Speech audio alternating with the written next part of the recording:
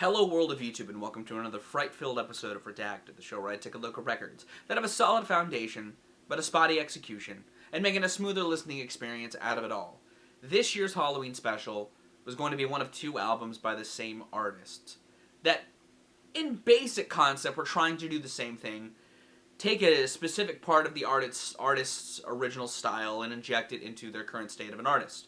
One of them was a more recent release that saw him trying to showcase his non-irrelevancy by collaborating with newer artists while also bringing back some of his older friends and keeping a little bit more of a darkness to parts of it.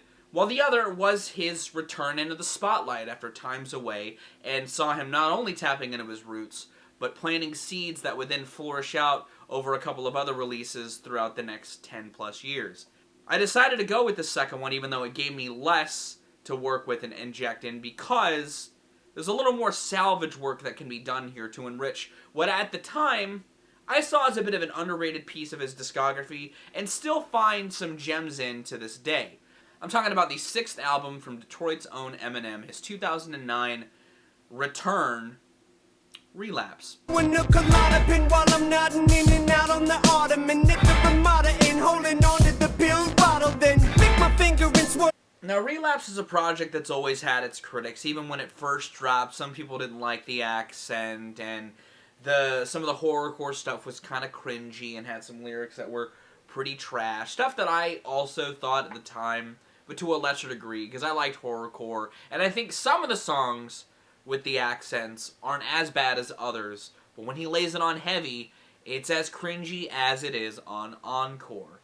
I also think that beneath those elements, there are a handful of parts of this album that do work. Some of the horrorcore stuff, I think, works okay. I think that he plants seeds in here that would sprout out in recovery a bit more, especially when talking about his reflections on addiction and stuff like that. I think that there's components of this that do work, and I feel like it's a good send-off to a certain era of Eminem that we don't need to see anymore, but I'm glad has stayed in the past for the most part. I think that him and Dre coming together again on this project also just felt really nice. I feel like it was a good reintroduction to the idea of Eminem as an artist, and I think that it had some tracks that even still to this day aren't that bad. And I think that when he released the Refill edition a couple months later, that had a handful of other songs and like an EP's length amount along with some songs that just felt like they didn't need to be there, it gave listeners more of a glimpse into what potentially the idea behind Relapse was in a bigger, broader concept.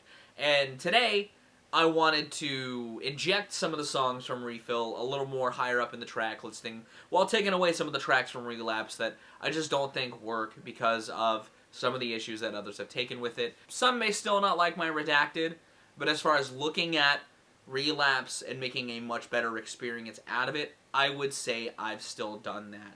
My version of Relapse is 19 tracks, so one track shorter, and an hour and 14 minutes long. So let's go ahead and break down the track listing and talk about why I kept the tracks that I did. Just to get back into the world. Nervous. 3 a.m. in the morning, put my key in the door, and bodies laying all over the floor. And walked through the door, it was clear to me. You're the one they adore. Hey mom, love Valium and lots of drugs. That's why Hello, allow me to introduce myself. My name is. Buddy, stop. Fuck my fuck. I said, yeah, baby, sing that song. It's the last song you'll ever get the chance to sing. You sexy little real, I know that most aren't. Boy, you think you're clever, don't you? Girl, you think you're so smart. Come with me. I guess it's time for you to hate me again. Let's begin. Now hand me the pen. How's it? Listen to the entire album, and you gotta be fucking kidding me. When I lay in the cut, fist the cup, the lady give a lady some paper cuts. Now picture us, it's ridiculous graham crackers with jumping they rams. I guess a modern day Jack the Ripper is all that I am. But there once was a saying that I used to say back in the day when I met Dre. I used to sing. Kinda rationale, man, I got half a mind to have another half a glass of wine. Sounds asinine, yeah, I know. So one more time for all time, except Dre, drop that beat and scratch that break. Just to see what we find, looking shit through each other's eyes. What don't matter. I hope you've had fun in the last 4 years. Look, man. I'm underground, here comes the rain and thunder now, nowhere to run. Now, I kept a lot of the skits. While people have problems with skits on rap albums, I don't have problems with skits on most rap albums. I feel like in the case of Eminem stuff, they just kind of feel like a continuation of the bit, and given this album is supposed to be a easing back of Eminem into pop culture, I feel like it makes sense for him to still have the skits on the album, and so I kept the skits on my version of the album. In fact, I kept the first couple of songs the same, because we have Dr. West's skit, which then leads into 3 a.m. pretty well on the original album, and so I have it popping up as the next track. It's a song that definitely showcases some of the album's flaws, but I feel like it's a song that, similarly to something like Best of You by the Foo Fighters, needs to be here because it embodies a lot of what this album has at its core, at its worst, while giving you the chance to see it done well later on in parts of the album. Plus, if we're rolling with like the thematics that some of these skit placements and stuff kind of have, it leans into the themes and concept that Eminem on this album is viewing fame as a drug, and him even just dropping this album is a form of relapsing. And also, if you're gonna do the horrorcore shtick, let your relapse be that you were a crazy killer who kills in his drug-bend stupors. So, I mean, both of those concepts are kind of vaguely explored on the album, and I'm just kind of making that a big focal point by having 3 a.m. follow up Dr. West's skit before having the other big single from this album come immediately after that explores more of the fame side that this album talks about, with We Made You, a song that sort of acts as the I'm Back Bitch single for Eminem. It has him doing a lot of the stuff that he did in his earlier records. It sees him going after celebrities and fame culture, being controversial, because that's what Eminem does. And again, felt like it was at a place in its point in the original album, so I wanted to just throw it up into earlier in the track listing because it acts as a good juxtaposition to the ideas on the tracks like 3 a.m. before going into another form of Eminem box-checking track, My Mom, a song that slams his mom. Again, it has moments that are about as bad as parts of 3 a.m., but again, I feel like it kind of has to be here because it's a celebration of early Eminem, and he really had a lot of bad things to say about his mom, and so he did it on My Mom. It's also a track that I feel like he kind of teased earlier in his career, and so this acts as like the payoff moment to the planting done earlier on in his career, before going into a string of tracks where the horrorcore stuff is done pretty well, with Hello through Stay Wide Awake. Songs that see Eminem exploring this sort of calm serial killer demeanor, and I think sticking the landing. While there's still some accent play, it's not quite as cartoonish as it is on 3 a.m., but I think it's a moments where that idea that Eminem is wanting to do for this album stick the landing pretty well. I like Hello. I think it's got a decent hook.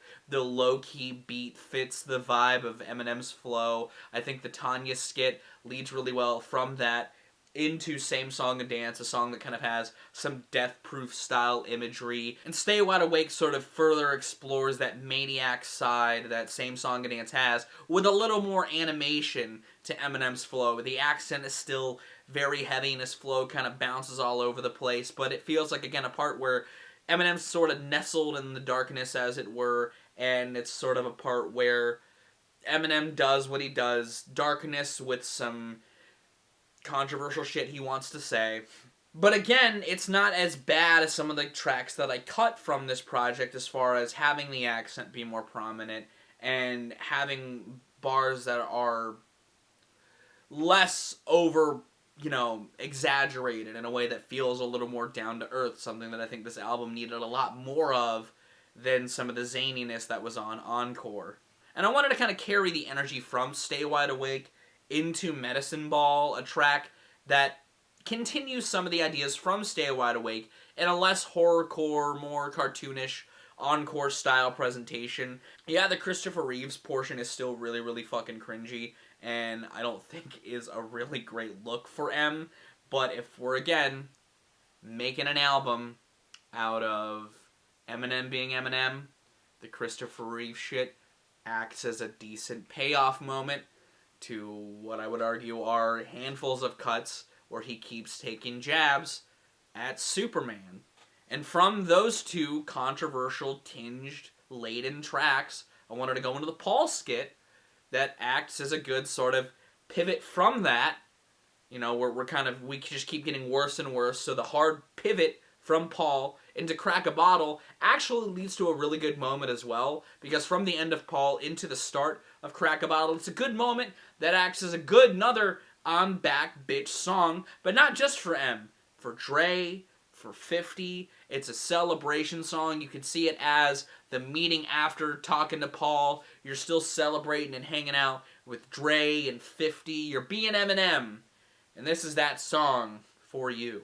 And again, if we're continuing with the themes of the fame is the key to his darker tendencies from Crack a Bottle, where he's partying with 50 and Dre, he goes to a darker place with Music Box, another song with a little more of a minimal style beat that gets a little dark and horrorcore styled, that again is one of the better instances of him doing it well, before pivoting into a bit more of a reflective song off of the heels of Music Box. And you can see this as sort of the apex of this particular trip.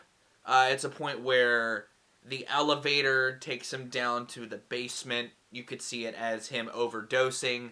It's a point where his life could be flashing, looking back on his life as if it were the fame as if it were falling from him, before going into Mr. Mathers, a skit that sees the reality of what was going on potentially during the track Elevator, with the paramedics coming in and trying to resuscitate him before wheeling him out and taking him to the hospital, which is further shown on Deja Vu, a song that more talks about his relapses and his stints with drugs and stuff, and how that sort of moment feels like deja vu with how frequently it happens. It's one of the few really, really bright moments on the project IMO, and it's ironic enough because it also plants seeds, because the chord progression in the beat is the same as Cold Wind Blows, the first track from Recovery. Close the door, kinda feels like deja vu. I wanna get away from this place I do, but I can't.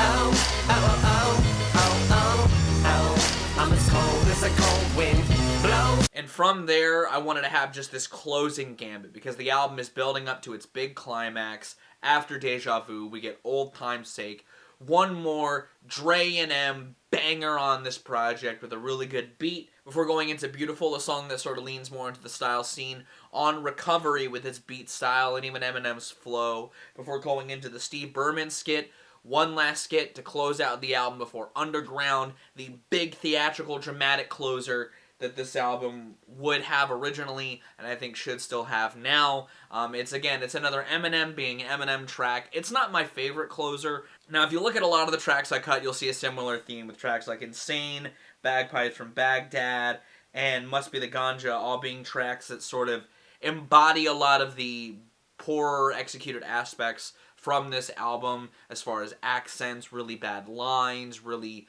just not great performances from M. They're usually some of the worst parts of this record. And I think Buffalo Bill kind of hits in the same stride as all those tracks. There's a handful of tracks from Refill that could have ended up on here, but I kept the ones that I kept because of those specific reasons. And that's my version of Relapse. Are you interested in it? Or you will not? Let me know in the comments down below. If you are interested in it and you want to hear it in full, it's linked in the description, both the Spotify and the YouTube link. If you did like this video, be sure to give it a like. If you want to see more of my music, gaming, and general nerdery content, be sure to subscribe. Special thanks to my patrons if you want to join the ranks to get early access to content, exclusive content, or to help drive community. It's linked in the description. I'm going to go, though. Thank you again so very much for watching. I've been Viral Rack. You guys have good days, lives, and situations, and I'll see you another day.